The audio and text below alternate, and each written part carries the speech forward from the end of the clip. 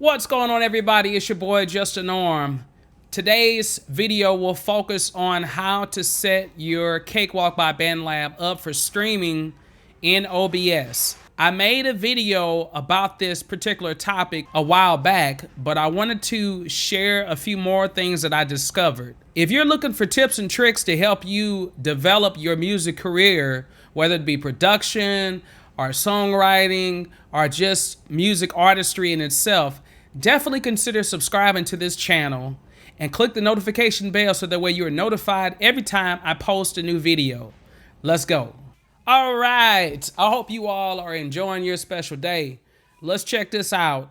So there's a few things that I wanted to talk about for streaming for Cakewalk by Bandlab. I discovered some of these tips after I'd created my first video, and if you haven't seen that video, definitely go ahead and watch it. Should be right above here. So anyway, this is Reaper, and you may be familiar with Reaper. It is another digital audio workstation, but it has its own plugins, and there's this plugin called Reaplugs that when you download it, it comes with what's called a Restream Reaper, and this Restream Reaper will help you to basically stream from OBS. Now, you do have to have OBS set up, so I won't go into OBS about setting up for that, but hopefully you know how to do it. But I will show you how to install the plugin and how to use it. First thing you want to do is you want to go to Reaper, and you can just type in Reaper or do a search for a Reaper. And Reaplugs VST FX Suite comes with a lot of different things within it. Sorry, I'm having stuttering problems right here. But you just click on whichever version you need. I'm not going to go through the actual installation process because I know you know how to install it. You click on it, you download it, and when it comes up, you install it, etc., etc. So you should know how to do that part, basically. So once you do that, after you get done with that part, then you're going to bring in OBS. And here's OBS right here. So hopefully you can see the screen. But I'm going to go down here, and I've already actually have it right here under my sources. So this is my, what I call Adobe Illustrator. That's where I'm at right now. But anyway, you probably can't see it. But so you go to Restream Reaper, and in order to add that in here, you can press the plus sign, and then you can go to audio input. And you may hear my kids in the background. I apologize for that. But they're having fun. You're going to click on audio input, and I have mine's already down here, but then you can go ahead and label it Restream if you want to. So that way you would know it. That way you can add it to all of your scenes whenever you need to add this. Press OK. And I am using my Behringer X18 for my interface right now, which I'm going to talk about a little later because I discovered something else using the XR. So if you have a Behringer products, definitely will help out too for streaming. So once you have that set up, you notice it added it at the very top. You want to go to filters. Go to filters, click on the filters, and then you're going to go to plus sign, and then you're going to go to the VST plugin. You should see this option down there. It should just pop up. So, and then you press OK. You can name it if you want to, but we're not worried about that. And then you go down here. Now this, I kind of played around a little bit because you have to figure out which one you want to use. But I got to get more understanding on these different options. But you can use the Restream standalone. And I think this is the one that I used. And once you press that, it should basically, and let me pull up my Cakewalk.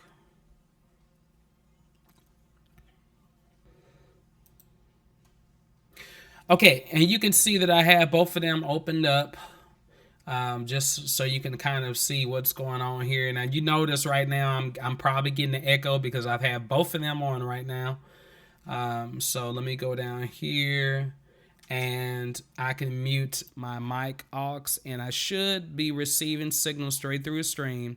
Now, I'm not quite sure exactly how this is going to sound. It might not be as perfect as you need it to be, but this is a good way to help stream. So I'm going to create a new project. I'm going to go to basic, All right, and then I've got my track here. I can just set up.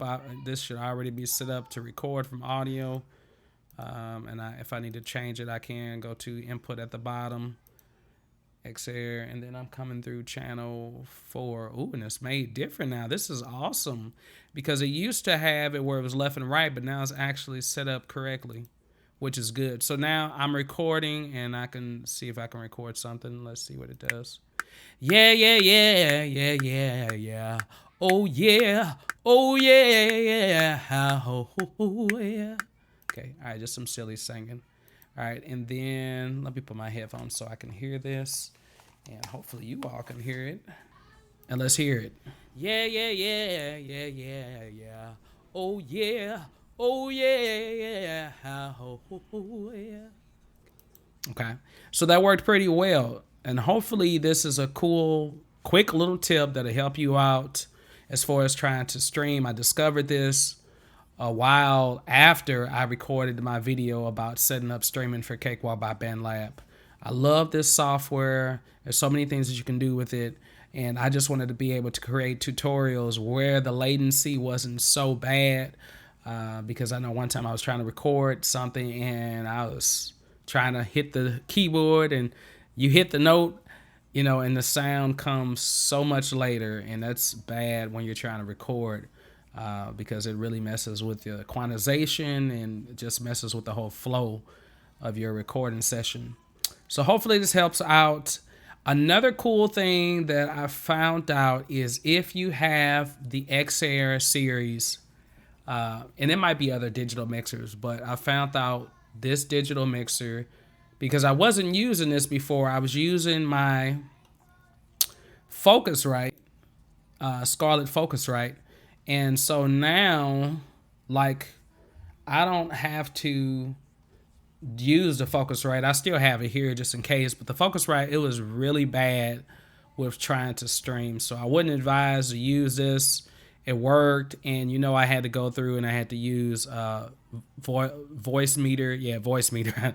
I haven't used it in so long because I have a new computer system. So, and I know I'm ranting right now, but the Xair 18 does wonders for this because once you connect it, you basically can, you know, you can do what you need to do. You can send the signals wherever you want it to go. I've got it coming out of mic aux2. And if you need help with setting up any of these things on OBS, definitely, you know, let me know in the comments below. If you need help with setting up your routing for your Behringer X18, let me know in the comments below and I can make a video about that. Or if you have any other digital mixer and you need, you know, information about that, let me know. So basically for my setup for my X18, I am using the USB sends because the audio comes out channels 1 and 2 as far as the USB. So I'm sending USB 1 and 2 to my mains. So whatever's coming out of my mains will go through those. So everything that I plug into my mixer will come through those 2 channels, which is great. And then of course I have my returns. They're just set up, you know, basic, you know, nothing fancy with that.